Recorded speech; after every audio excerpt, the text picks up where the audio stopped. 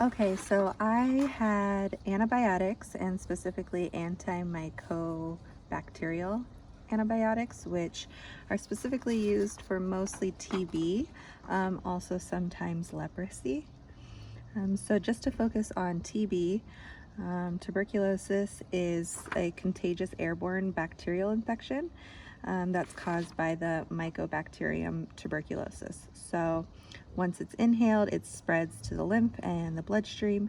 Then the white blood cells are elevated. It affects the upper lungs mainly, but also the brain and joints and liver, spine, and the kidneys. So then plasma B cells are triggered and responds with antibodies, macrophages, and killer T cells.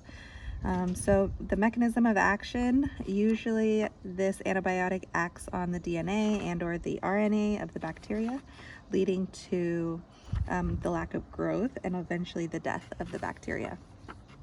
So some nursing assessments that you're going to want to do prior to administering this antibiotic are really going to be to determine if the TB infection is active. So one of the ways that you do that, especially if you have a positive skin test, is to do a acid fast sputum culture, which stains red. So that's how you're able to see under the microscope that there is this bacteria present.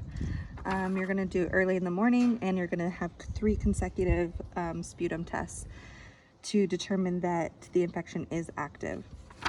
There's also respiratory assessments that you want to do and some general admission questions, specifically signs and symptoms that the patient's experiencing, if they've been traveling, any drugs that they do, and specifically IV drugs, what their living conditions are. Are they living in close quarters with people, such as like a nursing home or a homeless shelter, prison, things like that? And were they born out of the country? Have they ever had TB before? And if they've had the TB vaccine. If they have had the vaccine, they could test as a false positive because they obviously already have the antibodies in their body. So nursing assessments to determine if the antibody is effective would be the Kirby-Mauer method test. But what you want to watch for adverse effects is my little chart here. We have RIPE. So here's just kind of like a quick way for a lot of the common antibiotics.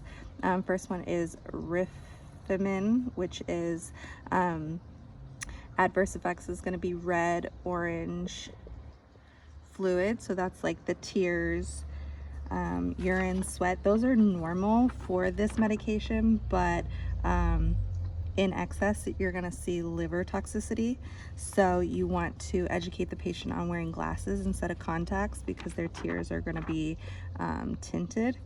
Also, oral contraceptives are not effective, and you want to monitor for jaundice. Some other adverse effects for eye, which is isoniazid, which is INH.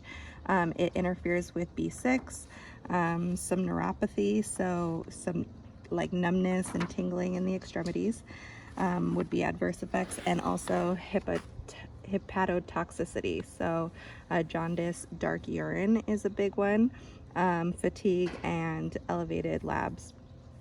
You're going to want to make sure to educate on avoiding ETOH for our eye med. Then you have P, which is pyrazinamide. Not a lot of info on that I could find, especially adverse effects.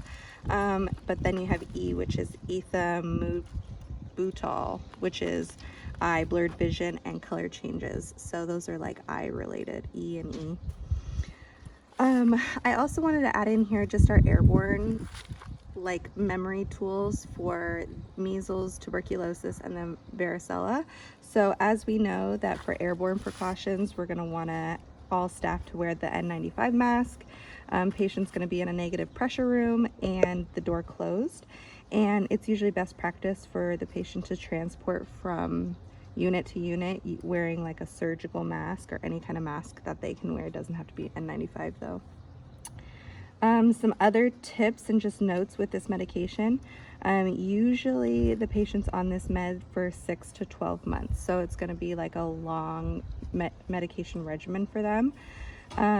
Also, just the N95 in general is something that should be on your radar, since that's the best way to protect against the spread of TB. Also, just education and questions for the family on TB, since usually they're going to have visitors in and out of the hospital or whatever healthcare setting they're in, informing the family on what TB is and how they can be tested and help. Also, sputum samples are super common when you're on this antibiotic and when you're experiencing TB, so usually those tests are going to last for 2 to 4 weeks overall. But you want to have 3 negative cultures on 3 different days to show that you're no longer infectious. So that's kind of the general about TB and the antibiotic to help with it. Antimicrobacterial. There you go.